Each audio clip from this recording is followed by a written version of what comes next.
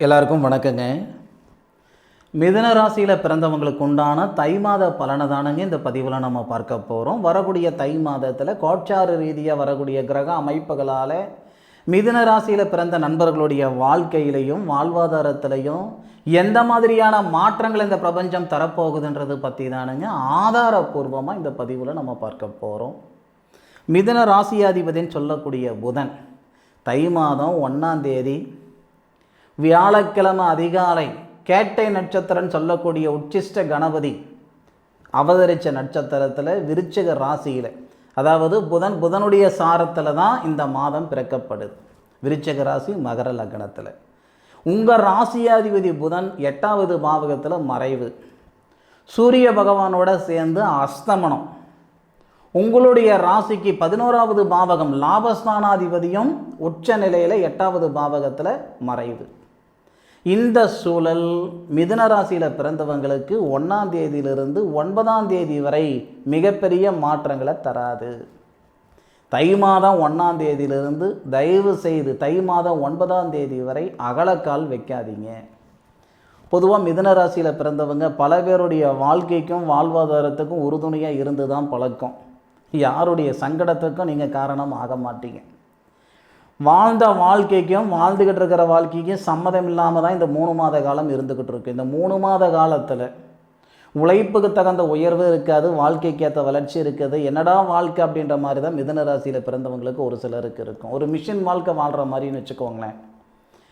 தை மாதம் 9ஆம் தேதிக்கு மேற்கொண்டு, அதாவது யாருக்குமே இல்லாத ஒரு பிரார்த்தம் மிதுன ராசியில் பிறந்தவங்களுக்கு உண்டு. என்ன சார் பிரார்த்தம்னா, தைரிய ஸ்தானாதிபதியாக சூரியன் வருவார். அந்த சூரியன் தை மாதம் முழுவதும் 8வது பாவகத்தில் முழுமையாக மறைவு ஸ்தானத்தில் வந்துடுவார். அப்போது அவருடைய சுயசாரத்தில் உத்திராடம் நட்சத்திரம் 2வது பாதம் 3வது பாதம் இந்த 3 நாள் இந்த 2 பாதமும் கிடக்கிறதுக்கே கிட்டத்தட்ட உங்களுக்கு அந்த காலகட்டம் வந்துடும். 9ஆம் தேதி வந்துடும். சரியா? அப்போது அவிட்டம் நட்சத்திரத்துக்கு வர வரைக்கும், சூரிய பகவான் அவிட்டம் நட்சத்திரத்துக்கு வர வரை கொஞ்சம் பொறுமையாக இருந்தீங்கன்னா மிதுன ராசியில் பிறந்தவங்களுடைய வாழ்க்கையில் நிறைய மாற்றங்களை பார்க்கலாம், வாழ்வாதாரத்துலேயும் மாற்றங்களை பார்க்கலாம். அந்த 9 தேதிக்குள்ளார ஏதாவது சிக்கலில் சிக்கிக்கிட்டிங்கன்னா அதிலிருந்து வெளியே வர்றதுக்கு 6 மாதம் ஆகி போய்டும். என்னடா இவர் இப்படி சொல்கிறாருன்னு நினச்சிக்கிடாதீங்க. தைரியஸ்தானாதிபதி 8வது பாவகத்தில் தன்னுடைய சுயசாரத்தில் இருக்கும்போது நல்லது பண்ணாது. ஏன்னா சுபஸ்தானாதிபதினு சொல்லக்கூடிய புதனும் நமக்கு அஸ்தமனம் அடைஞ்சிருவார். லாபஸ்தானாதிபதினு சொல்லக்கூடிய செவ்வாவும் அஸ்தமனம் அடைஞ்சிருவார். ஏன்னா செவ்வாவும் உத்திராடம் நட்சத்திரத்தில் தான், சூரியனுடைய நட்சத்திரத்தில் தான், புதனும் சூரியனுடைய நட்சத்திரத்தில் தான். இது நமக்கு ஒரு சாதகமான ஒரு தருணம் கிடையாது. 9 தேதிக்கு மேற்கொண்டு என்னென்ன நடக்கும்ன்றது சொல்லிடுறேன், கேட்டுக்கோங்க. தைரியஸ்தானாதிபதி தனஸ்தானத்தை பார்க்கிறார். அப்போ உங்களுடைய முன்னேற்றத்தில் இருக்கக்கூடிய தடைகள் நீங்கும். உங்ககிட்ட இருக்கிற திறமையை வெளிக்காட்டுறதுக்கான சந்தர்ப்பம் உருவாகும்.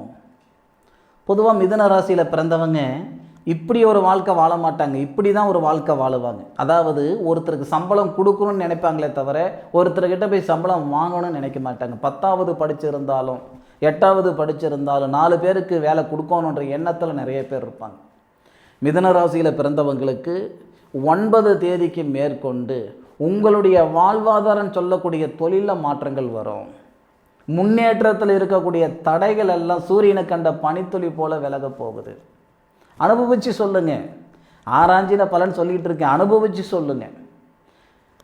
தைரியஸ்தானாதிபதினு சொல்லக்கூடிய ஒரு கிரகம் லாபஸ்தானாதிபதியுடைய சாரம் வாங்கி லாபஸ்தானாதிபதி உச்ச நிலையில் அடையிற தருணத்தில் லாபஸ்தானாதிபதி தைரியஸ்தானாதிபதி சூரிய மங்கள யோகமாக தனஸ்தானத்தை பார்க்கிறார்.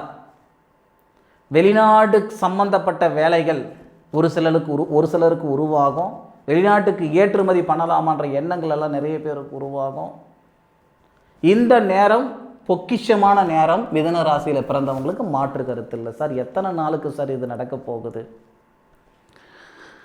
9ஆம் தேதியிலிருந்து கிட்டத்தட்ட பார்த்தீங்கன்னா 14 நாட்கள். அப்போ நமக்கு 25ஆம் தேதி வரைக்கும் வரும்னு வச்சுக்கோங்களேன். 23ஆம் தேதி வரைக்கும் வரும். இது அற்புதமான ஒரு தருணம் மிதுன ராசியில் பிறந்தவங்களுக்கு 23ஆம் தேதி வரை.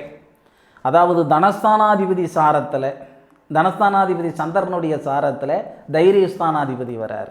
அப்பவும் நமக்கு யோகம் தானுங்க. ஏன்னா 24ஆம் தேதி தான் நமக்கு சுக்கிர பகவான் நமக்கு மாறுறாரு, 15ஆம் தேதி தான் புதன் மாறுறாரு. அப்போ 9ஆம் தேதியிலிருந்து 15 தேதி வரைக்கும் ரொம்ப நல்லா இருக்கும். நம்மளுடைய உழைப்புக்கு தகுந்த உயர்வு, வாழ்க்கைக்கு ஏற்ற வளர்ச்சி, சுபஸ்தானாதிபதி புதன் தானே, மண்மனம் வாங்குறதுக்கான ஒரு பிராப்தம், வாங்கணும் வாங்கணுன்ற ஒரு எண்ணங்கள் உருவாகிறது, செயல்படுத்துறது. இது வரைக்கும் மனசில் கோட்டை கட்டிட்டு இருந்திருப்பீங்க. 9ஆம் தேதியிலிருந்து தை பிறந்தா வழி பிறக்குன்னு சொல்லுவாங்க இல்லையா, அந்த மாதிரி 9ஆம் தேதியிலிருந்து 15ஆம் தேதிக்குள்ளார நிறைய பேர் நெஜத்தில் கோட்டை கட்டுறீங்க. நிச்சயமாக நடக்கும் சார், அதில் மாற்று கருத்து கிடையாது. கழுத்து பிடிக்கிற அளவுக்கு கடன் பிரச்சனை இருக்குது சார், பணப்பிரச்சனை இருக்குது சார், எண்ணம் சிந்தனை சரியில்லாமல் இருக்குது. எண்ணம் சிந்தனை சரியில்லைன்னா நினைக்கிறது நடக்க மாட்டேங்குது, யோசனைகள் சரியாக இருக்க மாட்டேங்குதுன்னா நானாக இல்லை சார். இன்றைக்கி பல பேருடைய ஏக்கம் என்னன்னா, ஆதங்கம் என்ன அப்படின்னா, காலையில் எடுக்கிற முடிவு சாயந்தரம் இல்லை, சாயந்தரம் எடுக்கிற முடிவு காலையில் இல்லை, ஒரு மிஷின் வாழ்க்கை நான் வாழ்ந்துக்கிட்டு இருக்கிறேனுங்கன்னு சொல்லக்கூடியது தான் பல பேருடைய ஏக்கம். 9ஆம் தேதியிலிருந்து 30ஆம் தேதி வரைக்குமே உங்களுடைய எண்ணம் சிந்தனைகள் ரொம்ப தெளிவாக இருக்கும், நல்ல சிந்தனைகள் இருக்கும். 15ஆம் தேதிக்குள்ளார வேலை வாய்ப்பில் ஏகப்பட்ட மாற்றங்கள் வரும். வேலையில் மாற்றங்கள் செஞ்சுக்கிடணும், இடமாற்றங்கள் செஞ்சுக்கிடணும்னாலும் சரி, இந்த நல்ல நேரம் இது. அதே மாதிரி பொருளாதார ரீதியாக இருக்கிற சிக்கல்களை படிப்படியாக சரி பண்ணிக்கிட்டு வந்துடுவீங்க. 1 கோடின்ற ரூபாய் உங்களுக்கு கடன் இருக்குதுனாலும் அந்த 1 கோடின்ற ரூபாய் கடனை கட்டுறதுக்கான ஒரு பாதை கிடைச்சா உங்களுக்கு போதுமானது. மிதுன ராசியில் பிறந்த நீங்கள் என்ன நினைப்பீங்கன்னா, என் பிரச்சனை இப்படி ஆகிப்போச்சு, யாராவது ஒருத்தர் மூலியமாக என் பிரச்சனை சரியாயிடுமா, அதை நினைக்க மாட்டீங்க. என் பிரச்சனை நான் சரி பண்ணிக்கிறேன், அதுக்கான பாதை மட்டும் கிடைச்சா போதுமானது. என் திறமையை வெளிக்காட்டுறதுக்கான ஒரு சந்தர்ப்பம் கிடைச்சா போதுமானது. நீங்கள் மற்றவங்களை நம்புறீங்களா இல்லையோ, உங்களுடைய உழைப்பு நம்புறவங்க, உங்களுடைய மனசை நம்புறவங்க, இந்த நேரம் நல்லா இருக்குங்க, அதில் மாற்று கருத்து இல்லை. 15 தேதிக்கு மேற்கொண்டு கூட புதன், உங்கள் ராசியாதிபதி புதன் தானே 9வது பாவகத்துக்கு போகிறார். 9வது பாவகத்தில் குரு பகவானுடைய பார்வை வாங்குவார். உங்கள் ராசி மேலே இருக்கக்கூடிய தொழில் ஸ்தானாதிபதின்னு சொல்லக்கூடிய தனகாரகன் தொழில் ஸ்தானாதிபதி உங்கள் ராசியாதிபதியை பார்ப்பார் 9வது பார்வையா. உங்களுடைய ராசிக்கு 9வது பாவகத்தில் இருக்கக்கூடிய அந்த புதன் சூரிய பகவான், அதாவது தகிரியஸ்தானத்தை பார்ப்பார். 9வது பாவகத்துக்கு அதிபதின்னு சொல்லக்கூடிய சனி தொழில் ஸ்தானத்தில் இருந்து, அதாவது தொழில்காரகன் புதனுடைய ஆதிக்கத்தை, இது எல்லாமே நமக்கு பிரமாதமாக இருக்குது. 15ஆம் தேதியிலிருந்து சரியாக 26 தேதி வரை, 15லிருந்து 26 தேதி வரை இது சந்திர பகவானுடைய சாரத்தில் சூரிய பகவான் வருவார்.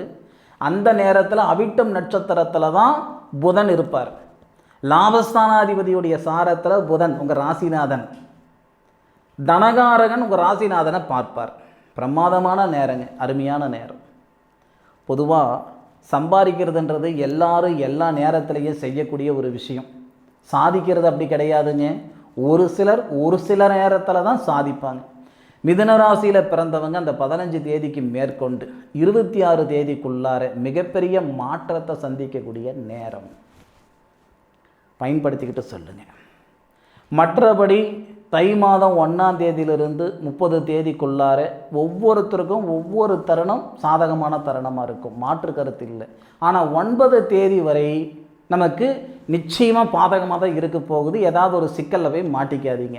கணவன் மனைவிக்குள்ளாரையும் கருத்து வேறுபாடு வந்துடும், காதலர்களிடையே கருத்து வேறுபாடு வந்துடும், தேவையில்லாத சிக்கல், தேவையில்லாத தொந்தரவு வந்துடும். கொஞ்சம் சூதானமாக இருக்கிறதுக்கு பாருங்கள், சரியா?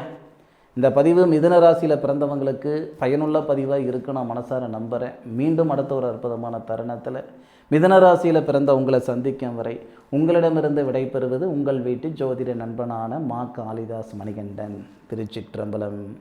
வாழ்க வையகம், வாழ்க வளமுடன்.